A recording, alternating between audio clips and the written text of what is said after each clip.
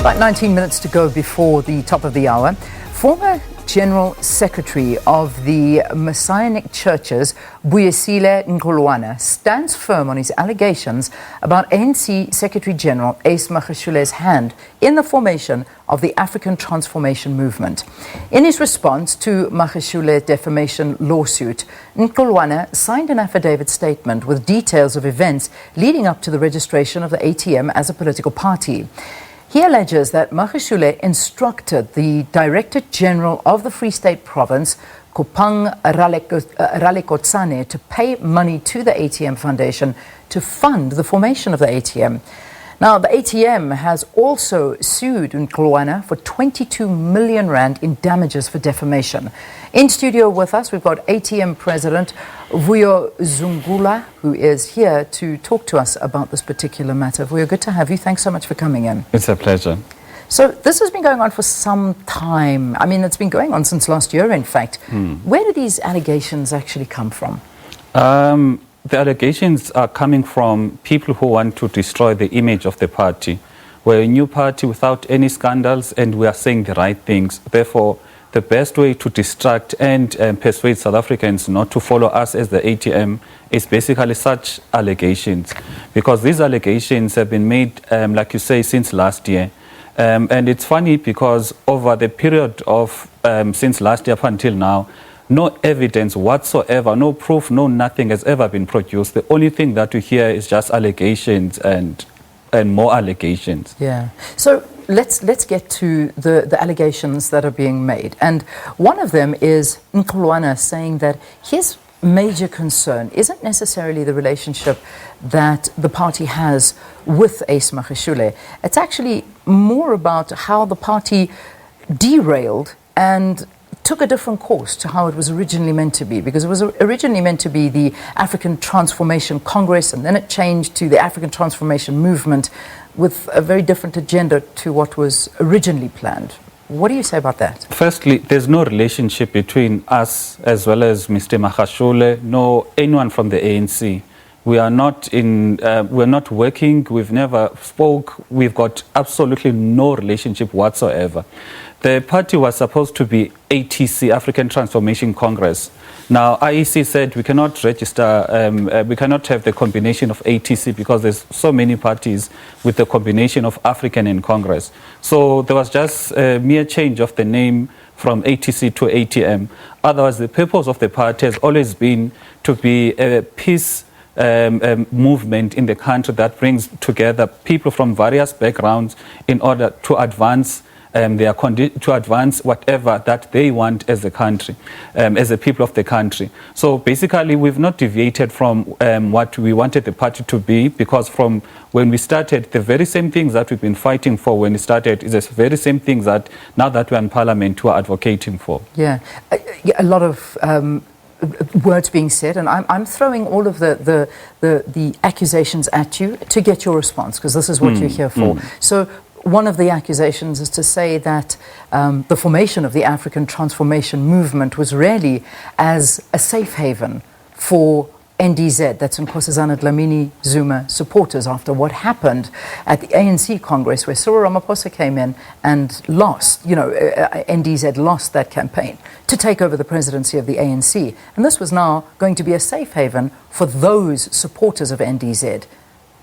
Your response to that?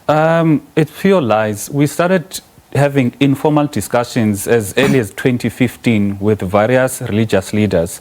Now, our position was coming from the fact that independent or indigenous churches were sidelined in the government. Now, you find that a lot of laws that were made in the country did not reflect the wishes of those indigenous churches. The only time politicians used to come to these churches is when they wanted votes. After getting the votes, they had no relationship whatsoever. Therefore, from 2015, we had all of those informal discussions, and we spoke with the various church leaders. It's only in 2018 that we registered the party formally, and we came out publicly and we started campaigning and preparing for the elections. Otherwise, I want to repeat, there is no involvement of anyone from the ANC, from Mama Zuma, Dlamini Zuma, from Magashule, or anyone. We are a party that is completely independent.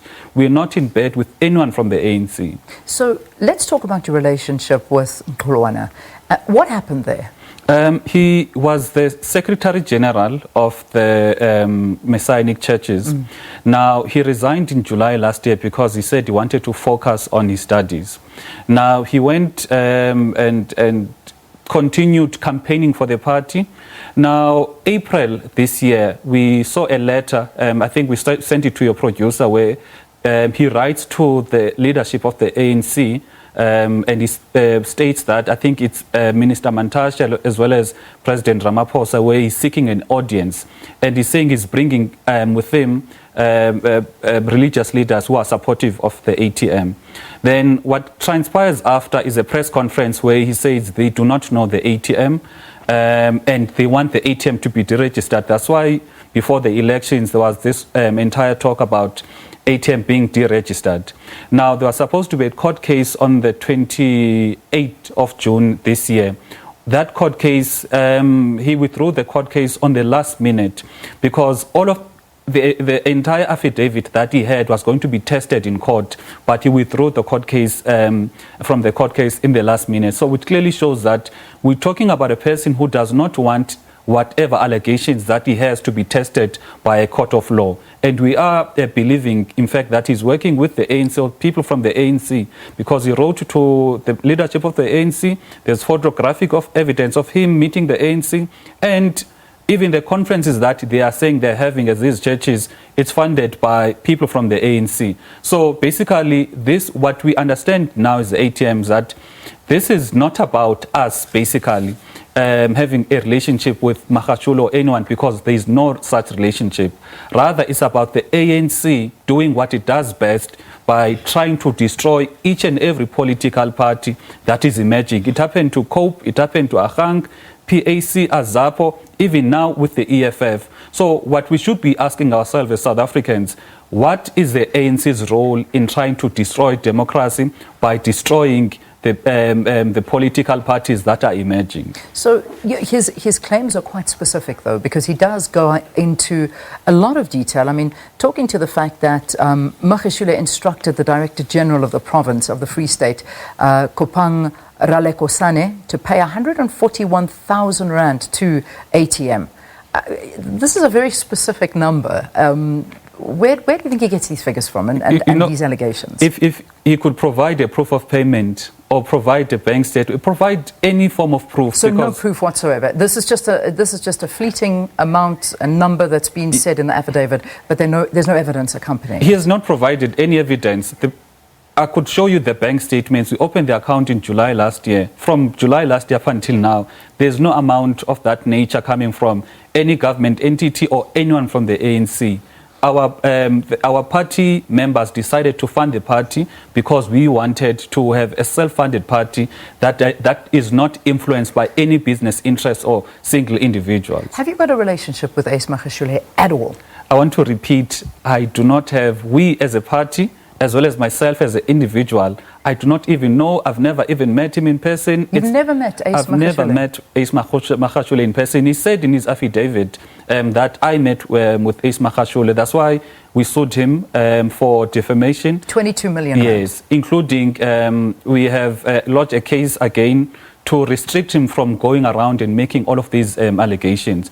And that's why we go to the court of law, where each and everything can be tested. What he does, he goes just to the media because it's political to try and influence people against the party. Whereas we, because we want to have facts and want to have finalization on this issue, that's why we are working with the courts, he's working with the media. It's quite a big statement to say you've never met Ace Magashule. In all your political dealings, everywhere you've been, you've never been in his company.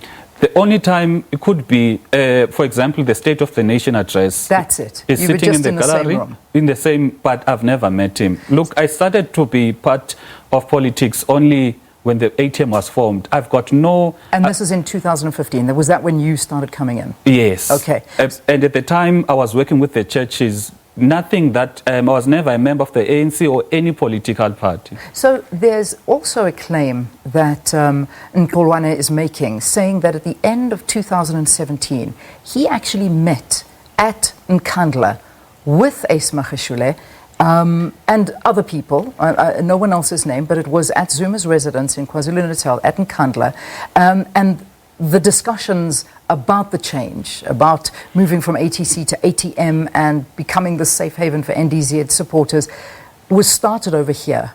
Were you there? Do you know anything about this? I've never been to Nkandla.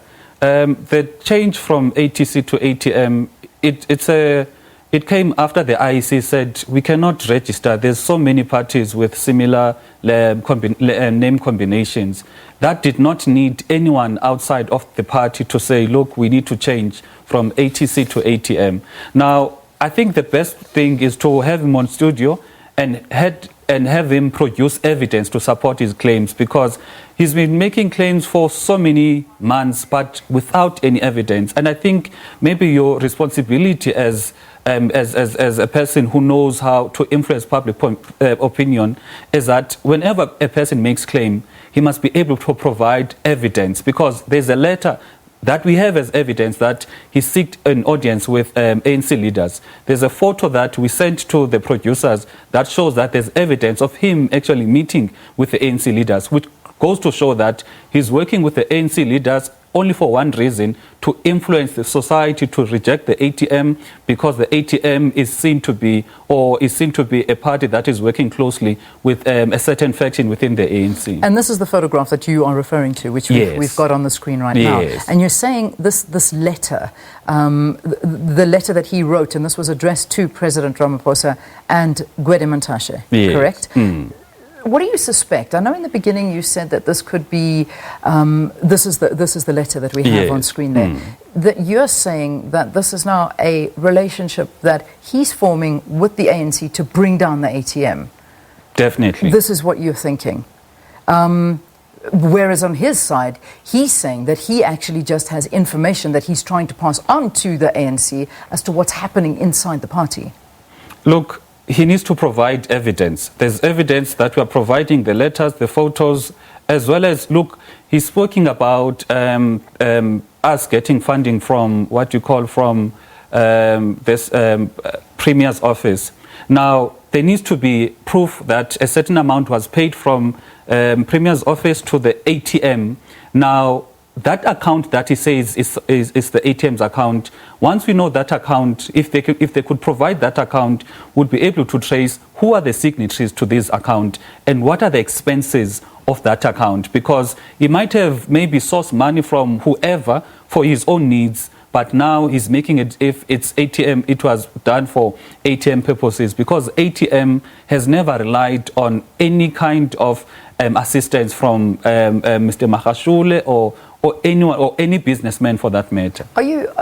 We know party political funding is a very big issue, and it's something that it affects all political parties right now, and it's become a very big talking point. So I suppose it's important to ask you, your funding, where does it come from? Would you be very transparent in terms of providing your funding? Yeah, we've said even before the elections, we're willing to open our books, because when we took a decision to basically form the ATM, we knew exactly that the problem with South African politics is that the people are not in control. It is the funders of the political parties that dictate what should happen. So we decided we do not want to be in the same boat with these other political parties who go to people who say, we are going to do 1, 2, 3 for you, then go to the funders and get a mandate from the funders as to what to do and what not to do. So us as the ATM, we spoke to our members to say, we want a political party that is funded by its own members. And you must remember, we are coming from a church background whereby people from these churches are used to paying a lot of money for their own activities because it is something that they believe in. So it was not that difficult to speak to the members and say we need 605,000 to contest the elections. Therefore, we need, as the members, to contribute to that. So that is what we are doing, which is getting funding from the members. Even now, we're funded by our members. All right. So I'm going to leave that for now, because I think you've answered many of these questions. Obviously, a lot more is going to come out of this, and there's a court a case that's pending where you're of course logging the court action process of 22 million rand. There's actually 2 court cases. What's the next one? The one is to interdict him from making any of his false statements on the ATM. It's a separate court case. Then there's where we are suing him for 22 million. Okay, and he's got another one against him from Magashule for 500,000 rand as well. While I've got you here, and just to wrap this up, one of the things that the ATM has been calling for is the return of the death penalty. Talk to us about this. We are calling for the introduction of a justice-based capital punishment system, because the death penalty that we had in the past, it was not justice-driven. And what we are calling for now is for there's a death penalty for repeat and serial offenders who commit heinous crimes against innocent people of the country. Because what we find is that the justice system now, it is perpetrator-centric.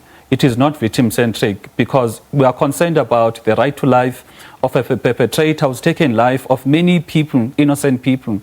And the killing and the brutal murdering of innocent people has become a normality in the country. I think a few weeks ago, one parent killed 4 of his children, another one killed 4 of her children, and I think 6 young women were shot dead in one sitting in Cape Town. Therefore, what we're dealing with in the country, we're dealing with people who have got no regard for human life. Indeed. Therefore, what we're saying as the ATM, these life sentences that are there are not a deterrent to crime, and they're not an appropriate punishment, because even when people are inside the prisons, they still kill other people. Earlier this year, there were 2 prison warders one was raped, another one was raped and killed inside the prison cells, which clearly shows that you've got people that are a danger to society.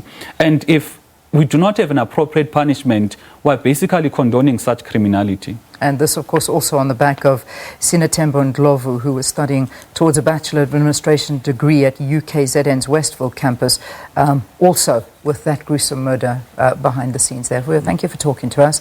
Vuyolwethu Zungula is the ATM President, responding to long-standing allegations that ANC Secretary-General Ace Magashule's hand in the formation of the ATM. So we'll leave it there for now. We'll take a break, and then, of course, we'll bring you on news at 7. Do stay tuned.